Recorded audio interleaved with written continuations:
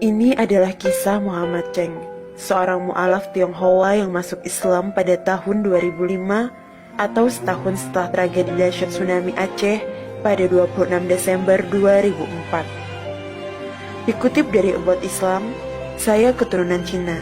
Keluarga saya telah tinggal di Aceh selama 3 generasi. Kami adalah pedagang. Nenek moyang saya datang ke bagian yang sangat islami di Asia Tenggara ini untuk berdagang.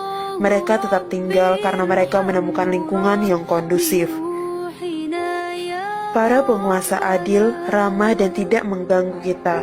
Keluarga saya menjaga tradisi Tiongkok kuno, mereka untuk melakukan dan menyembah leluhur kita. Dan saya melakukan hal yang sama. Sebelum saya membuka toko saya biasanya memberikan persembahan kepada altar nenek moyang kita. Siang hari saya mengulanginya untuk menawarkan dupa beberapa kali. Toko saya sangat dekat dengan Masjidil Agung. Saya bisa mendengar panggilan untuk sholat atau azan setiap hari. Saya baru saja akan membuka toko saya di dekat Masjidil Agung Banda Aceh pada tanggal 26 Desember 2004. Itu adalah pagi yang biasa. Cuaca bagus, tidak ada yang luar biasa. Setidaknya sepertinya begitu, tapi ada yang aneh. Burung-burung berhenti bernyanyi. Dan kucing yang biasanya menunggu di depan toko saya untuk sisa makanan tidak ada di sana. Saya tidak begitu memperhatikan peluang ini. Namun, tiba-tiba ada suara gemuruh yang kuat dan keras. Saya berlari keluar. Itu pasti gempa bumi, kataku pada diri sendiri. Orang lain juga keluar dari toko mereka, tetapi setelah beberapa menit kami semua kembali ke dalam. Namun, setelah beberapa saat orang-orang berlari dan berteriak, "Air laut datang!" Saya bingung. Meskipun saya mengerti kata-katanya, saya tidak tahu apa artinya. Saya keluar lagi. Orang-orang histeris dan berlari menuju masjid sambil berteriak. Dan kemudian saya melihat air mengalir.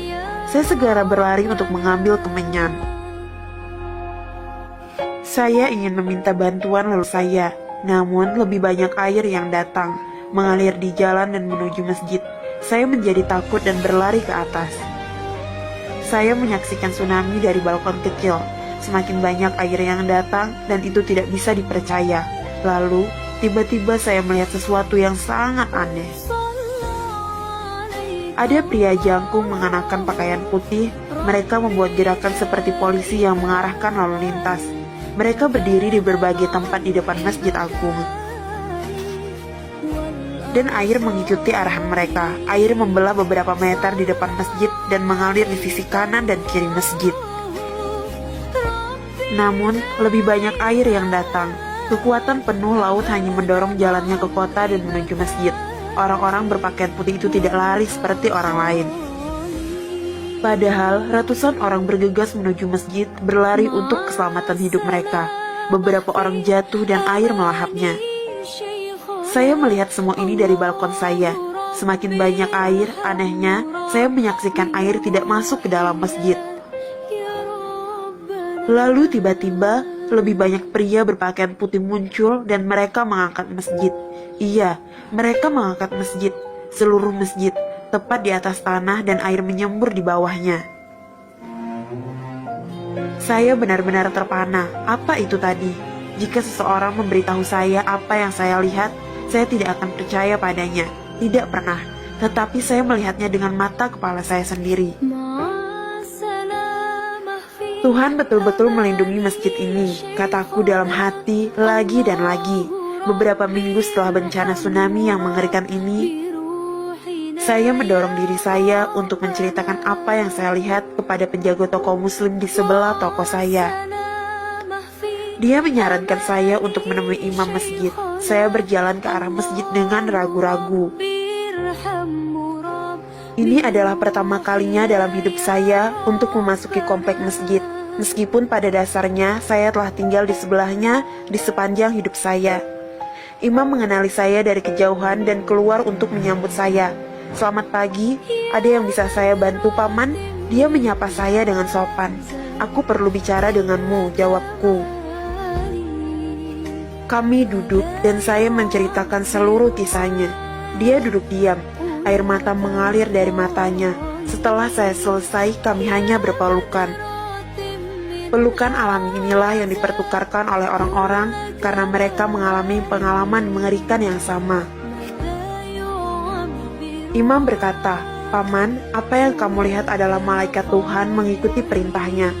Allah ingin agar masjidnya tidak akan dihancurkan oleh tsunami yang menghancurkan ini."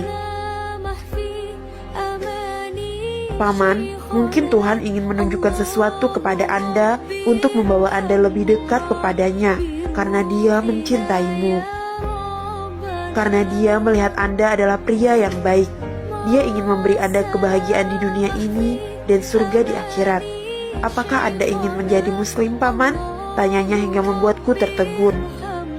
Bagaimana saya bisa menjadi muslim? Saya kaget dengan pertanyaan imam itu. Hal-hal itu sangat membingungkan saya. Bagaimana saya seorang Tionghoa bisa menjadi muslim? Sebagai orang Tionghoa, kami memiliki tradisi, ritual, dan kepercayaan kami sendiri. Tanpa menjawab pertanyaan imam itu, saya kemudian berterima kasih kepada imam dan pergi. Kemudian saya kembali ke toko saya. Saya menutup pintu hari itu dan hanya duduk diam di sudut. Berkali-kali saya melihat di depan mata saya adegan-adegan ketika tsunami melanda. Pria-pria berpakaian kain putih mengarahkan air mengangkat masjid. Malaikat Tuhan melakukan pekerjaannya. Dan saya diizinkan untuk menyaksikannya. Saya tidak membuka toko saya selama 2 hari. Saya hanya duduk di sana dan merenung. Pada hari ketiga, ada seseorang mengetuk pintu. Dia adalah imam masjid yang mencari saya.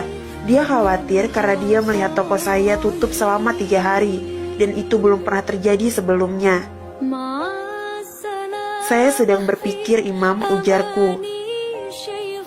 "Saya pikir kamu benar. Tuhan memberi saya tanda, bahkan pertanda besar. Saya seharusnya tidak menjadi bodoh sekarang dan lupakan saja. Bisakah Anda memberitahu saya cara menjadi seorang muslim?" tanya saya. Imam tersenyum sambil berkata, "Paman, sangat mudah. Kamu hanya perlu melafalkan kata-kata ini." Dan dia menunjukkan selembar kertas. Saya melafalkan 2 kalimat syahadat. Asyhadu alla ilaha illallah wa asyhadu anna Muhammadar Rasulullah. Dan seolah-olah cahaya toko memenuhi toko saya. Sejak hari itu, imam datang setiap hari untuk mengajari saya tentang Islam. Dia menunjukkan saya bagaimana cara berdoa dan membaca Al-Quran. Dan setelah saya bisa sholat, saya juga ikut sholat di Masjidil Agung. Dan itu adalah salah satu hal terindah dalam hidup saya. Alhamdulillah. Sahabat belajar Islam, semoga cerita ini bermanfaat. Wassalamualaikum warahmatullahi wabarakatuh.